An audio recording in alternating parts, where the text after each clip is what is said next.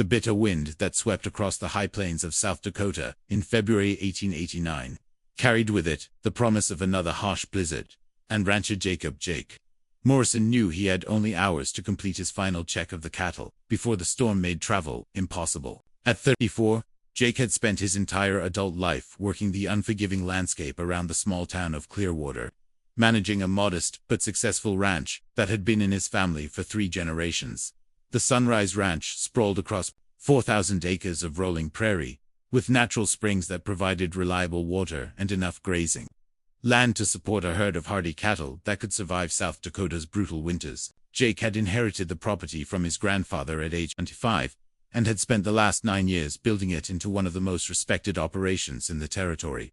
But Jake lived alone on the ranch, a decision he'd made after losing his fiancée Rebecca in a riding accident 4 years earlier. The tragedy had left him emotionally guarded and suspicious of forming close attachments, preferring the predictable challenges of ranch work to the uncertainties that came with human relationships. His only regular companions were his horses, his cattle, and his loyal German shepherd, Scout, who accompanied him on his daily rounds. The isolation suited Jake's temperament, especially after Rebecca's death had taught him that loving someone deeply only led to devastating loss. He'd established routines that kept him busy from dawn to dusk, checking livestock, maintaining equipment, managing the financial aspects of the ranch, and preparing for the seasonal challenges that defined frontier life. His house, a sturdy 2-story structure built by his grandfather, had become a fortress of solitude where Jake could avoid the emotional complications that came with human connections. As Jake rode along the fence line that marked the eastern boundary of his property, checking for storm damage and ensuring that his cattle had access to the sheltered areas where they could wait out the approaching blizzard, Scout suddenly began barking frantically and running toward the main gate that led to the county road. "What is it, boy?" Jake called out, spurring his horse Thunder toward the source of Scout's agitation. What Jake found at his gate would change his life forever. Collapsed in the snow beside the metal entrance to his ranch was a young woman who appeared to be in her early 20s. She was wearing inadequate clothing for the brutal weather, a thin woolen coat that had seen better days, worn jeans that offered no protection against the cold, and leather shoes that were completely unsuitable for winter travel. Her long auburn hair was matted with snow and ice, and her lips were blue with hypothermia. Jake dismounted immediately and knelt beside the woman, checking for vital signs while Scout whined anxiously nearby. She was barely conscious, her breathing shallow and labored, and her skin had the waxy appearance of someone in the advanced stages of freezing to death. Her pulse was weak and irregular, and Jake could see that she had only minutes before hypothermia would claim her life. This rescue story is about to take the most unexpected and heartbreaking turn you've ever heard. Hit that like button and subscribe for more incredible true stories that will change how you think about love and sacrifice. "Miss, can you hear me?" Jake said urgently, gently shaking her shoulder while checking for any obvious injuries. "You need to stay awake. I'm going to get you inside."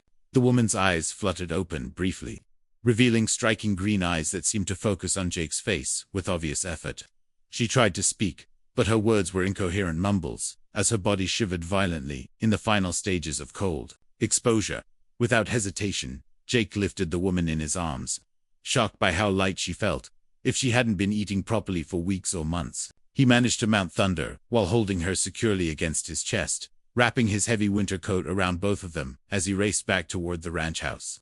The woman drifted in and out of consciousness during the ride, occasionally mumbling words that Jake couldn't understand. Once inside his house, Jake immediately began the careful process of treating severe hypothermia that he'd learned during his years on the frontier. He knew that warming someone too quickly could cause cardiac arrest, so he moved slowly and methodically.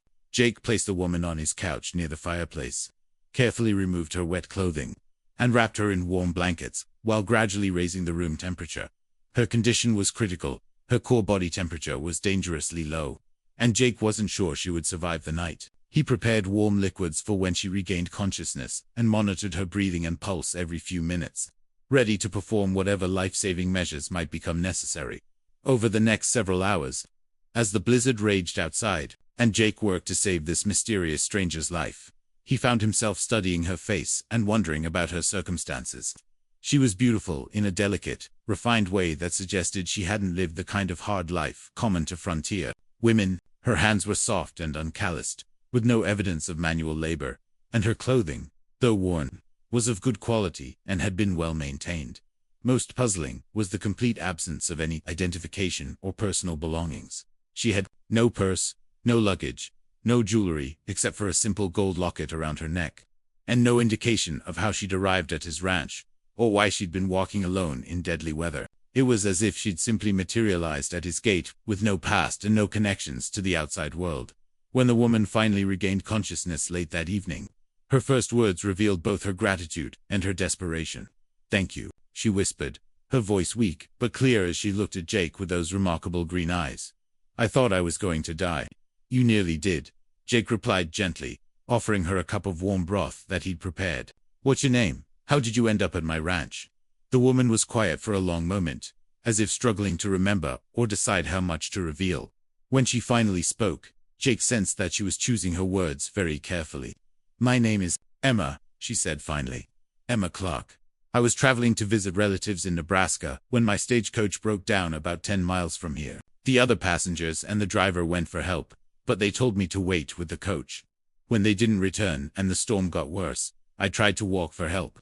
Jake studied Emma's face, sensing that there was more to her story than she was sharing. Her explanation was plausible, but something about her manner suggested that she was withholding important information. "Well, Emma Clark, you're welcome to stay here until the storm passes and you're strong enough to travel," Jake said. "I'll ride into town tomorrow and check with the sheriff about your stagecoach situation." "Thank you," Emma replied, tears forming in her eyes. "You saved my life." Over the next 3 days, as the blizzard raged and made travel impossible, Jake found himself caring for Emma and gradually learning more about his mysterious guest. She was intelligent and well-educated, with knowledge of literature, current events, and classical music that suggested a privileged background. She spoke with a refined accent of someone who'd received formal education, and her table manners and social graces indicated that she'd been raised in wealthy circumstances.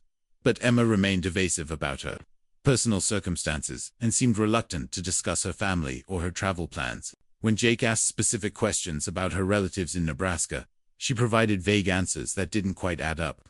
She claimed to be traveling alone to visit an aunt and uncle she hadn't seen in years, but she couldn't provide details about their circumstances or explain why she'd undertaken such a journey in the middle of winter.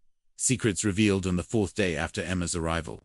As the storm finally began to subside and travel became possible again, Jake noticed that his guest, he seemed to be growing weaker rather than stronger. Despite his careful nursing and the warm shelter of his house, Emma appeared increasingly frail, with a persistent cough that had developed over the previous 24 hours, and a pallor that suggested more than simple exhaustion from her ordeal.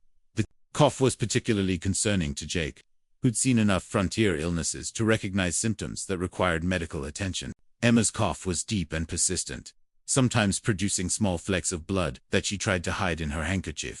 Her appetite had also declined significantly, and she seemed to tire easily from even minor physical activity. "Emma," Jake said with growing concern as he watched her struggle to finish a bowl of soup, "I think we should get you to a doctor in town. You don't seem to be recovering as quickly as you should." Emma's reaction to this suggestion was immediate and distressing. Her eyes filled with tears, and she turned away from Jake as if trying to hide her emotional response.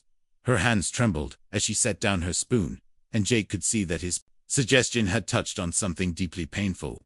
"Jake," she said quietly, after composing herself, "there's something I need to tell you. Something I should have told you from the beginning, but I was afraid you'd send me away if you knew the truth." Jake sat down beside Emma on the couch, his instincts telling him that whatever she was about to reveal would be significant and probably tragic. He'd grown genuinely fond of this mysterious woman over the past few days, and her obvious distress. He affected him more than he'd expected. "Emma, you can tell me anything. Whatever it is, we'll figure out how to handle it together." Emma took a deep breath before beginning her confession, her voice barely above a whisper as she revealed the truth about her circumstances. "I wasn't traveling to visit relatives in Nebraska," Emma began, her hands clasped tightly in her lap to control their trembling. "There was no stagecoach breakdown, and there are no relatives expecting me. I was running away from a sanatorium in Minnesota, where I'd been receiving treatment for consumption." Jake felt his heart sink as he understood the implications of what Emma was telling him. Consumption, particularly for someone who'd been weakened by exposure and stress. The disease claimed thousands of lives every year, and medical treatment was primitive at best. How long have you been sick?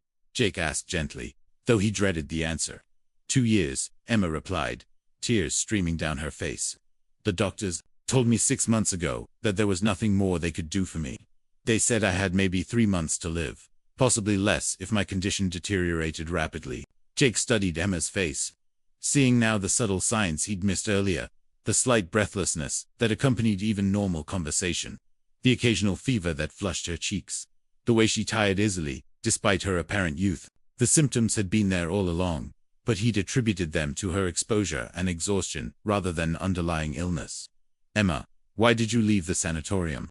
Surely you were receiving the best possible care there. Because I didn't want to die in that place, Emma said with quiet determination that revealed the strength of character that had enabled her to survive her ordeal. It was cold and institutional, and the other patients were so hopeless.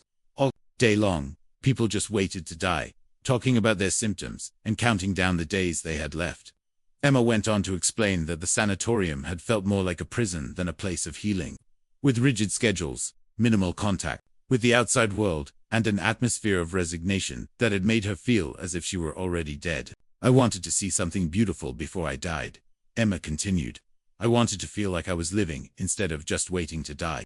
I used what little money I had to buy passage west, hoping to see the mountains and the open spaces that I'd read about in books.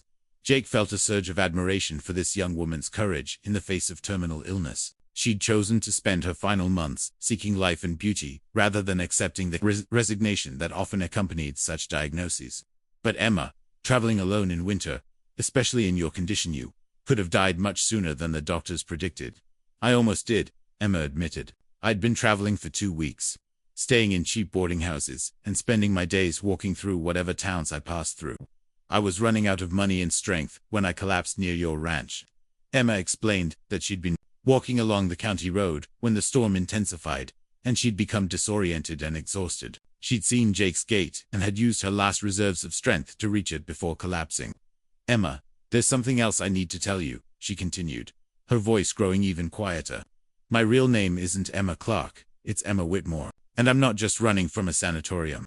I'm running from a marriage arrangement my family made with a man I despise. Emma explained that her wealthy Boston family had viewed her consumption diagnosis as an embarrassment and had attempted to marry her off to Marcus Thornfield, a middle-aged businessman who was willing to accept a sickly wife in exchange for a substantial dowry and business connections. Marcus saw me as a convenient arrangement, Emma said with obvious disgust. He knew I was dying, and he figured that marrying me would give him access to my family's wealth and social connections. For the brief time I had left, after I died, he'd be a respectable widower with enhanced status and financial resources. Jake felt anger rising in his chest at the family who had treated Emma's illness as a social problem, rather than showing her the love and support she deserved during the most difficult time of her life. How did you escape from this arrangement? I pretended to accept the engagement, Emma replied. But 3 days before the wedding, I took what money I could access and disappeared. I left a letter explaining that I refused to spend my final months married to someone who saw me as a business transaction rather than a human being. Jake was quiet for several minutes as he processed everything Emma had told him. She was dying of consumption. She was fleeing from a family that had abandoned her when she needed them most.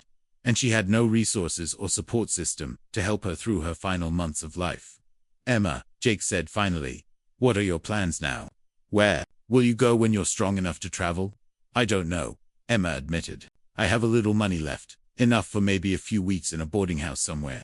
I was hoping to make it to Colorado or California to see the mountains before I can't travel anymore. That evening, as Jake sat alone in his kitchen, after Emma had gone to bed, he found himself facing an emotional crisis he'd never anticipated. He was falling in love with a dying woman, and the knowledge that their time together was limited made every moment both precious and painful. Jake had spent 4 years avoiding emotional connections because he couldn't bear the thought of losing someone he loved again. But Emma's courage in the face of terminal illness and her determination to find beauty and meaning in her remaining time had awakened feelings in him that he'd thought were permanently buried. A proposal born of love over the following week, as Emma's health stabilized somewhat in the comfort and warmth of Jake's ranch house. Their relationship deepened in ways that surprised both of them, despite the tragic circumstances of Emma's illness, or perhaps because of them. They found themselves sharing conversations and experiences that created profound emotional intimacy. Emma proved to be not only intelligent and well-educated, but also possessed of a humor and perspective that brought joy to Jake's previously solitary existence. She helped with small household tasks when her strength allowed, shared stories of her travels and the books she'd read, and showed genuine interest in learning about ranch life and the challenges of frontier living. "Jake," Emma said one afternoon, as they sat on the front porch, enjoying the warming March weather, "I need you to understand something about these past 2 weeks. They've been the happiest of my life." Jake looked at Emma's face, noting the flush in her cheeks that could indicate either improving health or advancing fever, and felt his heart contract with affection and concern. "Emma, you've brought something to this ranch that I didn't realize was missing. You've reminded me what it feels like to share my life with someone. But Jake, you need to understand what you're getting involved with," Emma replied seriously. "I'm not going to get better. The consumption is progressive, and the doctors were very clear about my prognosis. I might have weeks or months, but I'm going to die." Jake had been wrestling with this reality since Emma's confession, but her direct statement forced him to confront the full implications of his growing feelings for her. "Emma, I lost Rebecca in an instant, without any warning or opportunity to say goodbye. At least with you, I'll know that every day we have together is precious." "You're talking as if we have a future together," Emma said quietly. "Jake, I can't ask you to commit to caring for a dying woman. That's not fair to you." "Emma, you're not asking me anything. I'm offering because I want to. I've spent 4 years living alone, avoiding any emotional connections because I was afraid of being hurt again. But you've shown me that avoiding love doesn't protect you from pain, it just ensures that you miss out on joy." Dr. Harrison from Clearwater had visited the ranch twice to examine Emma, and his assessment confirmed what they both already knew: her consumption was advanced and progressive. But he'd also noted that Emma's spirits and general condition had improved significantly since her arrival at the ranch. "Mr. Morrison," Dr. Harrison had said privately after his second visit, "I've seen many cases of consumption, and Miss Whit's condition is quite serious. However, I've also observed that patients who feel loved and supported often exceed medical expectations. The care and attention you're providing may not cure her disease, but it's certainly improving her quality of life." That evening, as Jake and Emma sat by the fireplace reading together, Emma brought up a subject that had been weighing on both their minds. "Jake, what happens when my condition gets worse? When I become too sick to care for myself or contribute to the household?" "Emma, you'll stay here, and I'll take care of you for as long as necessary. That's not even a question." "But Jake, that could mean months of nursing someone who's slowly dying. That's an enormous burden to take on for someone you've only known for a few weeks." Jake set down his book and turned to face Emma directly. "Emma, you're not a burden. You're the most important thing that's happened to me in years. Taking care of you wouldn't be a sacrifice, it would be a privilege." Emma's eyes filled with tears as she processed Jake's words. "Jake, I need to ask you something that might sound crazy, but I need you to hear me out completely before you respond." Jake gave Emma his full attention, prepared for whatever she might need from him. "I know I'm dying," Emma continued, "and I know we've only known each other for 3 weeks. But these have been the most meaningful weeks of my life. You've shown me kindness and love that I never thought I'd experience, especially after my family abandoned me." Jake waited for Emma to continue, sensing that whatever she was building toward was profoundly important to her. "Jake, would you consider marrying me? Not because I expect us to have a normal married life, or because I want to burden you with a dying wife, but because I want to spend whatever time I have left as your wife. I want to die knowing that someone loved me enough to make that commitment." Jake felt tears forming in his eyes as he processed Emma's request. She was asking him to voluntarily accept the loss he'd been avoiding since Rebecca's death, to choose love despite the certainty of heartbreak. "Emma," Jake said, taking her hands in both of his, "you don't need to ask me to marry you. I was already planning to ask you the same question." Emma's eyes widened with surprise and joy. "You were, Emma. I love you," Jake said simply. "I love your courage, your kindness, your spirit, and your determination to find beauty in the world, despite everything you've been through. I want to be your husband, and I want whatever time we have together to be as meaningful as possible. But Jake, you understand what you're agreeing to. You'll be marrying a woman who's going to die soon, probably within months. Emma, I'd rather have months as your husband than years wondering what might have been if I'd had the courage to love you completely." Emma began to cry, not from sadness, but from overwhelming gratitude and joy. Jake, you need to understand something else. If we marry, you won't inherit anything from me. My family disowned me when I ran away, and I have very little money or property to bring to this marriage, except my love. Emma, your love is the only inheritance I want. The wedding took place 1 week later, in the small church in Clearwater, with Dr. Harrison serving as one witness, and Martha Henderson, the church organist, serving as the other. Pastor William Grant conducted the ceremony with obvious emotion, understanding that he was witnessing something extraordinary, marriage-based, purely on love and commitment. Emma wore a simple white dress that Martha had helped her select and altered to fit her increasingly frail frame, while Jake wore his best suit. When Pastor Grant pronounced them husband and wife, Jake kissed Emma gently, both of them understanding that they had chosen love over fear, commitment over security, and meaning over longevity. Mrs. Morrison, Jake said as they sat together that evening, how does it feel to be married? It feels like the most important thing I've ever done, Emma replied. And Jake, thank you for giving me something I thought I'd never have the chance to be someone's wife, even if only briefly. Love's final testament. Emma Morrison lived for nearly 4 months as Jake's wife, and those months became the most meaningful period of both their lives. Despite her declining health, Emma brought a joy and purpose to the ranch that transformed it from a place of solitary existence into a true home filled with love and laughter.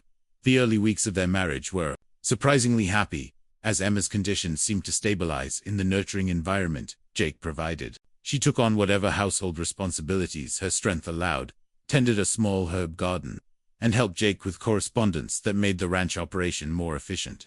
Mrs. Morrison, Jake said one morning in early May as they shared coffee on the front porch, you've turned this place into a real home. I never realized how empty it was before you arrived. Jake, this ranch was already successful and well managed, Emma replied. All I've done is add a woman's touch to a place that was built by a good man. But Emma's most significant contribution was the way she helped Jake plan for his future after her death. Despite her own terminal condition, she spent considerable time thinking about how to ensure that Jake would be able to heal and find purpose again. Jake, Emma said during one of their evening conversations, I've been corresponding with some people back east, and I want to tell you about something I've been arranging. Emma explained that she'd been in contact with a network of women who helped other women escape difficult family situations, and that this network had identified several young women who might benefit from the kind of safe haven that Jake's ranch could provide. I'm not trying to find you a replacement, Emma clarified quickly, but I know that your ranch could be a refuge for women who need a fresh start, and caring for people who need help might give you purpose after I'm gone. Jake was amazed by Emma's thoughtfulness in planning for his welfare, even while facing her own mortality. As spring turned to summer, Emma's condition began to deteriorate more rapidly. The consumption progressed with relentless inevitability, bringing persistent fever, increasing weakness, and respiratory problems that would eventually claim her life. Jake, Emma said one evening in late June as they sat together on the porch swing, I need you to promise me something important. Anything, Jake replied, holding her increasingly frail hand. When I'm gone, I want you to keep living, really living, not just going through the motions like you did after Rebecca died. Promise me you'll open your heart to love again when the time comes. Emma, I don't think I'll ever love anyone the way I love you. You won't, Emma agreed. Every love is different, and every love is special in its own way. But Jake, you have so much capacity for love and kindness. It would be a tragedy if you wasted that by choosing solitude again. During those final weeks, Emma and Jake created traditions and memories that would sustain him for the rest of his life. They shared sunrise coffee on the porch, evening readings by the fireplace, and countless conversations about life, love, and the meaning of happiness. Mrs. Morrison, Dr. Harrison said during one of his visits, I've never seen a consumption patient maintain such positive spirits for so long. Whatever you and your husband are doing, it's giving you strength that medical science can't explain. Dr. Harrison, Emma replied, I'm dying surrounded by love instead of despair. That makes all the difference in the world. As July turned to August, Emma's condition deteriorated rapidly. She began experiencing severe symptoms: persistent high fever, extreme difficulty breathing, and weakness so profound that she could barely leave her bed. On the morning of August 15th, exactly 5 months after their first meeting, and 4 months after their wedding, Emma woke feeling weaker than usual, but determined to spend the day outside. Jake, she said, as he helped her to the porch swing, this is our last day together. They spent the day reminiscing about their time together, sharing favorite memories and reaffirming their love for each other. As evening approached, Emma asked Jake to carry her inside to their bedroom. "Jake," Emma whispered, as they lay together that night, "I can feel myself getting weaker. I don't think I'll see another sunrise. Emma, I love you more than I've ever loved anyone or anything. You've given my life meaning and purpose that I thought I'd lost forever. And you've given me the greatest gift anyone could give. You've made me feel valued and loved during the most difficult time of my life." Emma paused, gathering her strength for her final words. "Jake, promise me that when you help those women I've written about, you'll tell them about us. Tell them that love can bloom even in the darkest circumstances." Emma died peacefully in Jake's arms just before dawn, on August 16, 1889. Her final words were a whispered, "Thank you for loving me," that Jake would carry in his heart for the rest of his life. Jake buried Emma on a hill overlooking the ranch, in a spot where she'd often sat to watch the sunset. The simple marker bore the inscription, "Emma Morrison, beloved wife, who taught that love is measured not in time but in depth." 3 months after Emma's funeral, Jake received a letter from Catherine Walsh, recommended by Emma's network. Catherine was fleeing an abusive marriage and needed a safe place to start over. Jake offered her work and protection, beginning the mission that would become Emma's lasting legacy. Over the following years, Jake's ranch became known throughout the region as a place where women in difficult circumstances could find safety and support. He never remarried, but he created a legacy of helping others that honored both Emma's memory and her belief in his capacity for compassion. Jake lived to be 78 years old, helping over 50 women escape dangerous situations and build new lives. His ranch became legendary throughout South Dakota as a place where courage and compassion trumped conventional expectations. But Jake's most treasured possession remained the simple gold wedding ring that Emma had worn for those brief 4 months. When she was his wife, he carried it always, a reminder that the most meaningful love stories aren't always the longest ones, and that sometimes the greatest gift we can give someone is the chance to die knowing they were truly loved. If this incredible story about love, sacrifice, and the courage to choose hope over fear moved your heart, smash that like button and subscribe for more amazing true stories about the power of unconditional love. Share this video with someone who needs to be reminded that every day is a gift and that love can bloom even in the darkest circumstances. Comment below and tell us, would you choose love even knowing it would end in heartbreak? Ring that notification bell so you never miss our latest inspiring stories. Remember, love isn't measured in time, but in the depth of commitment and the courage to care. This remarkable story reminds us that love's value isn't determined by its duration, but by its intensity and the transformation it creates in our lives. Jake's decision to marry Emma, despite knowing she was dying, demonstrates that the greatest acts of love often require us to choose vulnerability over safety and meaning over convenience. Their brief marriage continues to inspire people, proving that some relationships change us so profoundly that they influence every decision we make for the rest of our lives.